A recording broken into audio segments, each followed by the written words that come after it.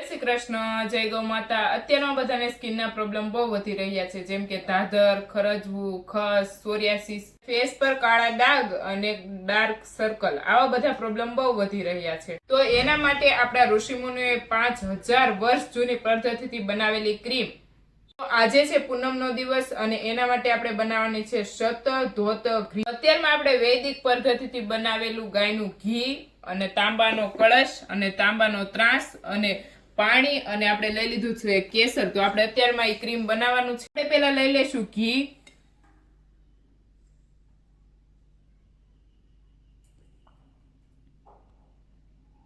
લઈ લીધું છે અને હવે આપણે લઈ લેશું થોડુંક પાણી। આપણે કળશ લઈ અને એને ધોવાનું છે।